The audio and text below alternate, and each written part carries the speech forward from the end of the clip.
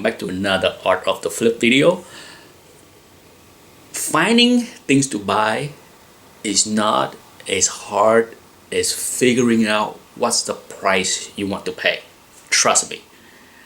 Finding something for me is a lot easier. Like you see a book, look nice, the grade look undergraded, okay? But what's the price? What would be the right price to offer?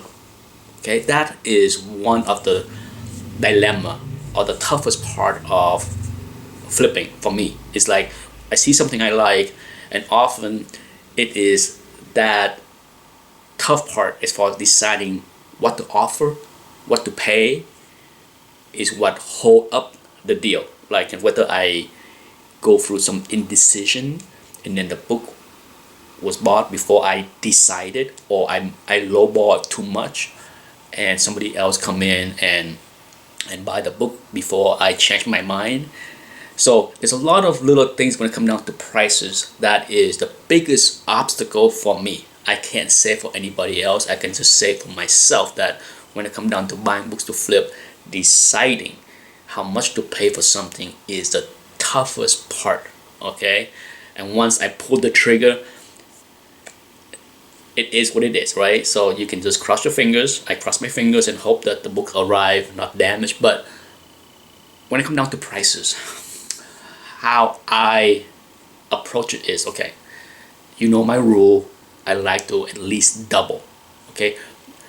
The bigger the books, I'm willing to hit singles, okay? By hitting singles, I mean that if it's a big book, say a book that is say $400 or more, $500 or more, do I need to double? I would like to double, but it's a lot tougher to buy a book that is $500 and turn around and flip it for $1,000. A lot tougher, okay? There are not as many of those opportunities compared to buying a book for $100 and sell for $200, okay? So I already mentioned this part in previous videos, but ideally, I like to buy something and make at least 30% return, okay? So let's say I buy something for $500. I would like to be able to, you know, after fees, after slapping costs, all of that stuff, I'd like to make 150 bucks. Okay, that would be like something that's ideal for me. I have a threshold when I said, you know, it's not enough meat on that piece of bone for me to go after. So if I'm gonna spend $500 on a book, right, I would like to be able to pocket $650 when it's all said and done, so that I get 30% return on my money. Okay, that's really is like what I like. Now, if I screwed up and make less, hopefully it's break even, right? But back to the point of like what to offer. If I think a book is a 5.0 and a 5.0 will go for $1,000 based on GPA. Okay, so it's just an example. If I think a book, regardless of what the seller is saying, I don't care what the grade the seller is saying, I don't care what the asking price is. If I look at the book and I see that it is a 5.0 in my eyes and GPA is saying $1,000, I would then look at the price one or two grades below to see if there's a consistency in dropping off the price, because you know how sometimes depend on when GPA is, the lower grade book can be higher. So I look at the 4.5, I look at the 4.0, and I make my offer, or I would like to buy the book at the price of the 4.5.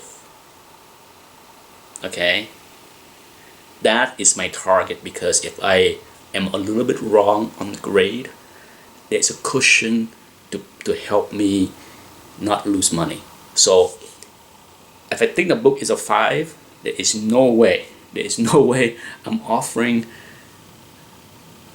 70% of the asking price according to GPA, because like I said, the minimum I want is 30% return, right? So there's no way I'm offering 70% of what a 5.0 should be. No way. I would offer at the maximum 70% of a 4.5. Okay, that's how I approach pricing. Sure, if the book is priced already below those target, then sweet, I'm going in for the kill, right? If a book is already listed at half the price of GPA, easy peasy, the decision has already been made. But if a book is above, okay, more than half of GPA, then there's a threshold where I say, okay, I'm willing to take a risk on this book because there is enough meat on the bone for me to go after. So my rule, my methods is, when I see a book, I look for a grade below, and then I shoot for maximum offering would be 70% of what GPA is. That would be the maximum. That doesn't mean that I will offer the maximum, okay? Depend on the book. It all depends, okay? You gotta understand there's no set formula. There's a formula that I use, but it's no set formula because it's depend on the book. If it's a hot book that will sell quick, if it's very liquid, yeah, I would go up to the maximum right away. They're trying to get that book. But if it's a lower tier book where it might take longer to sell, it might require a more discount to sell, then I might just go maybe 60%, maybe 65%. So it's all in the field of the book, okay?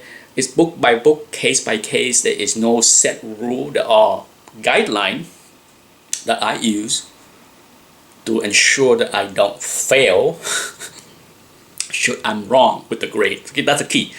Back to the beginning of everything, grading, okay? I can't harp on this enough. The art of the flip require me to be as close as I can, if not correct, on the grade that I think the book should be, because everything is out the window if I'm way wrong, okay? Everything is out the window. So over time, I have been pretty consistent of nailing it as far as guessing the grade, but there are times that I'm wrong with the grade. There are times, and so it's come down to, like, have some confidence in my grading skills. And so I hope those that watch this videos and this series that want to do this for themselves, hone up on your grading skills, okay? I know I'm beating a dead horse, but it had to be drilled into people's mind. You can't flip if you can't grade. Thanks for watching. Bye-bye.